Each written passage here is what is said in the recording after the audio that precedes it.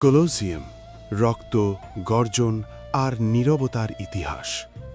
Rome, আজ যাকে বলা হয় ইতিহাস ও শান্তির শহর, কিন্তু একসময় এই শহরের হৃদয়ে দাঁড়িয়ে থাকা কলোসিয়াম ছিল রক্ত আর মৃত্যুর প্রতীক।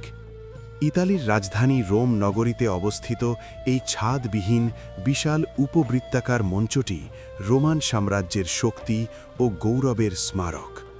4 তলা বিশিষ্ট কলোসিয়াম আজও তার অদ্ভুত নির্মাণ শৈলীর জন্য বিশ্বকে বিস্মিত করে। 70 থেকে 72 খ্রিস্টাব্দের মধ্যে রোমান সম্রাট ভেসপাসিয়ান এর নির্মাণ কাজ শুরু করেন।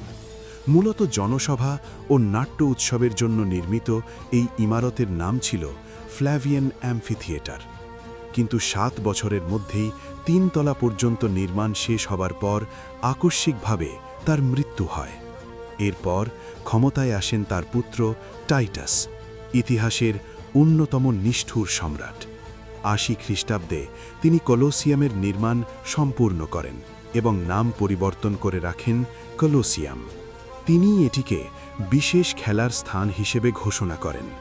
এই মঞ্চেই বসে রোমের দুর্ধর্ষ শাসক জুলিয়াস সিজার উপভোগ করেছিলেন 300 গ্ল্যাডিয়েটরের লড়াই। সম্রাট ট্রাজানের শাসনামলে এখানে সংঘটিত হয় প্রায় 5000 দ্বৈতযুদ্ধ।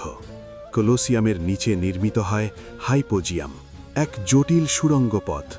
সেখানেই বন্দী রাখা হতো যুদ্ধবন্দী, দাস, মৃত্যুদণ্ডপ্রাপ্ত মানুষ আর বন্য পশুদের, যাদের অনেকেই আর কখনো দিনের আলো দেখেনি। লাখো নিরীহ মানুষের রক্তে সিক্ত এই মঞ্চের প্রতিটি ধূলিকণায় মিশে আছে তাদের শেষ নিঃশ্বাস। এই কারণেই একসময় রোমকে বলা হতো রক্ত ও হত্যার শহর। পরবর্তীতে সময়ের সঙ্গে কলোসিয়ামের ব্যবহার বদলায়। 16 ও 17 শতকে এটি চার্চের অধীনে আসে।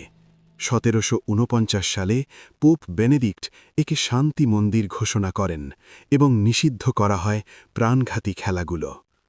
আজ কলোসিয়াম আর গর্জনে মুখর নয়, তবু শতাব্দীর পর শতাব্দী পেরিয়েও এটি দাঁড়িয়ে আছে, নীরব সাক্ষী হয়ে মানব ইতিহাসের সবচেয়ে বীভৎস বিনোদনের এক স্মৃতিস্তম্ভর হিসেবে।